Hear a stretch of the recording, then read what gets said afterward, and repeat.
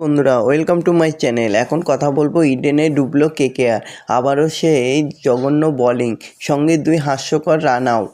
হায়দ্রাবাদের কাছে 65 রানে হার কলকাতার। তো বন্ধুরা এরকমই সব খেলার খবর প্রতিনিয়ত জানতে হলে চ্যানেলটিকে অতি শীঘ্রই লাইক কমেন্ট সাবস্ক্রাইব করতে ভুলো না। আর প্রচুর পরিমাণে শেয়ার করে দাও যাতে আমার ভিডিওটা ভাইরাল হয়ে যায় আর 4000 ঘন্টা ওয়াচ টাইম খুব শীঘ্রই পূর্ণ হয়ে যায়। ব্যাটিং বোলিং এবং ফিল্ডিং ক্রিকেটে তিন বিভাগেই প্রত্যাশা অনুযায়ী পারফর্ম করতে পারল না কলকাতা নাইট রাইডার্স। বৃহস্পতিবার ঘরের মাঠে সানরাইজ হায়দ্রাবাদের কাছে হেরে যায়। আইপিএলের দ্বিতীয় ম্যাচেও জয় পেল না কলকাতা নাইট রাইডার্স। ঘরের মাঠেও দিশাহারা দেখালো অভিষেক নায়ারের দলকে।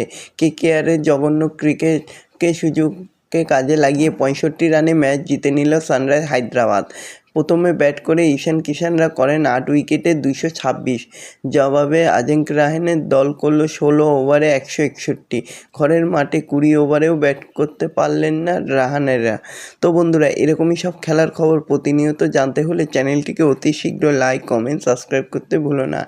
জয়ের জন্য যেখানে 227 রানের লক্ষ্যে ব্যাট করতে নেমে শুরুটা ঝড়ের গতিতে করছিল ফিন অ্যানেল, তবে ডেভিড পাইনারের প্রথম ওভারে শেষ 5 বলে তোলেন 24 রান, মারেন 3টি 4 ও 2টি 6। তবে বেশিক্ষণ 22 গজে টিকলেন না নিউজিল্যান্ডের ব্যাটার। অতিরিক্ত আগ্রাসী হাতে গিয়ে উইকেট ছুড়ে দিলেন।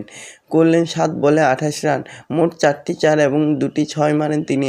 আগের দিন ভালো ব্যাট করায় রাহানে এই দিন হতাশ করালেন। টি-20 ক্রিকেট খেলতে নেমে প্রায় টেস্টের মতোই ব্যাট করলেন। 10 বলে 8 রান কেকেআরের অধিনায়কের। তবে রঘুবংশীর সঙ্গে ভুল বুঝাবুঝিতে রান আউট হলেন ক্যামেরন গ্রিন।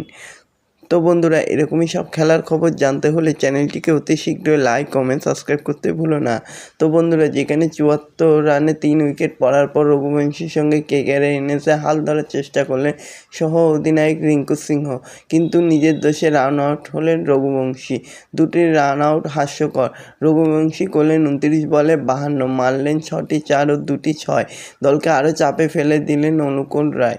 0 পরিস্থিতি অনুযায়ী খেলতে পারলেন না রমনদীপ সিংহ। হায়দ্রাবাদের বোলাররা বলের গতি কমিয়ে সমস্যায় ফেলে দিলেন কেকেআরের ব্যাটারদের। পিচের এই চরিত্র বুঝতে পারেননি রাহানেরা। নীতিশ কুমার রেড্ডির বল সামলাতে সমস্যায় পড়লেন কেকেআর। রিঙ্কু ও তার বলে আউট হলেন 25 বলে 35 রান করে।